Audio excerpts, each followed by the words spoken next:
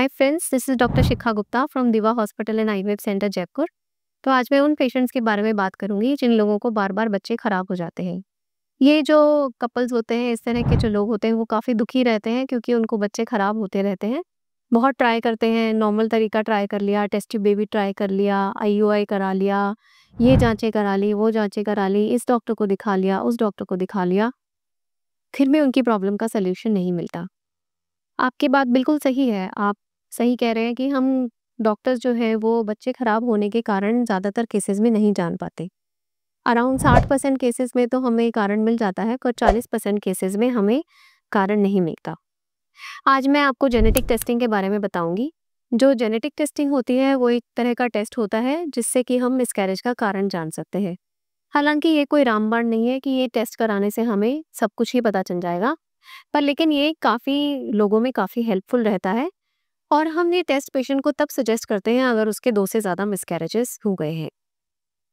Patient pregnant हुआ और पता चला कि बच्चा खराब हो गया, तो अब इस तरह के जो पेशेंट्स होते हैं उनमें हम पेशेंट को अबॉर्शन पिल्स नहीं दे सकते, हमें उसका डीएनसी करना ही पड़ेगा।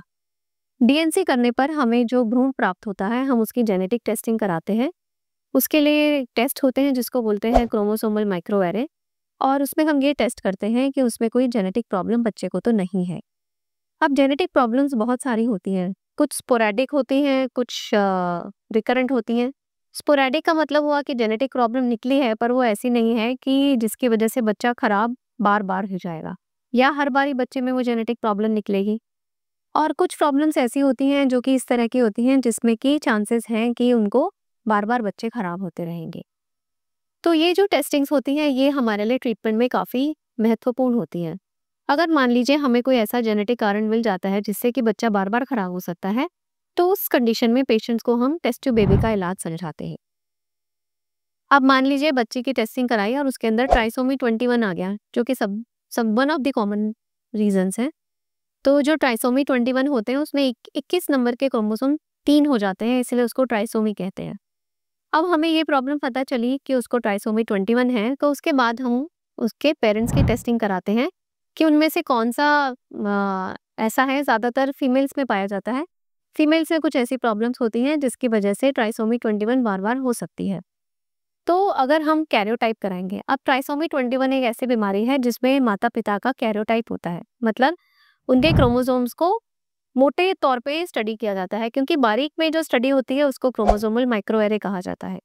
तो मोटे तौर पे जब हम पेशेंट के क्रोमोसोम्स की स्टडी करवाते हैं और जो कि फीमेल के अंदर अगर हमें बैलेंस्ड ट्रांसलोकेशन, मतलब उसके 21 नंबर क्रोमोसोम का आधा हिस्सा निकल के दूसरे पे अटैच हो जाता है, तो उसको हम बैलेंस ट्रांसलोकेशन कहते हैं। तो जब अगर पेशेंट को बैलेंस ट्रांसलोकेशन हो जाता है तो उसकी वजह से उसको हर बार या ज़्यादातर ऐसी संभावना रहेगी कि उसको ट्राइसोमी 21 का भ्रूण बने और वो बच्चा खराब हो जाए। जैसा कि अभी मेरे पास एक ऐसा पेशेंट चल रहा है, उसके पास एक बच्ची है जो हेल्दी है, पर लेकिन अब उसको बार-बार ट्राइसोमी 21 वाला एम्ब्रियो बनता है जो कि उसका बार-बार गिर जाता है। इसी तरह से कुछ और बीमारियां भी होती हैं जिसके अंदर माता-पिता का क्रोमोसोमल माइक्रोएरे कराया जाता है, और अगर उसमें कुछ इस तरह का प्रॉब्लम मिलता है तो फिर हम पेशेंट का टेस्ट ट्यूब बेबी करते हैं। ऐसे पेशेंट में टेस्ट ट्यूब बेबी में क्या ऐसा हम करते हैं कि उसको जेनेटिकली नॉर्मल बच्चा मिले। नॉर्मली तो टेस्ट ट्यूब बेबी प्रक्रिया में जो रूटीन में होता है वही किया जाता है।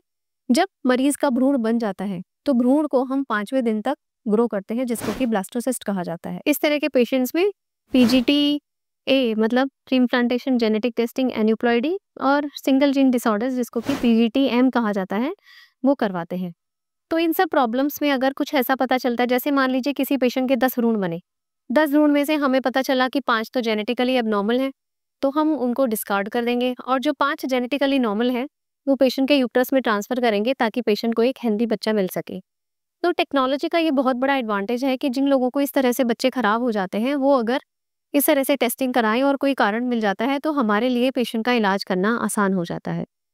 तो ये इम्पोर्टेंस है जेनेटिक टेस्टिंग की। हाँ, ठीक है, पहले फर्स्ट प्रेगनेंसी में जेनेटिक टेस्टिंग का रोल जनरली नहीं होता, या इवन अगर पहले हेल्दी बेबी है और पेशेंट को बच्चा खराब हो जाता है तब भी जेनेटिक स्क्रीनिंग का रोल नहीं होता। पर लेकिन हाँ, अगर बार-बार बच्चे खराब हो रहे हैं तो जेनेटिक टेस्टिंग एक हेल्दी बच्चे के लिए ज़रूर करवानी चाहिए। Thank you.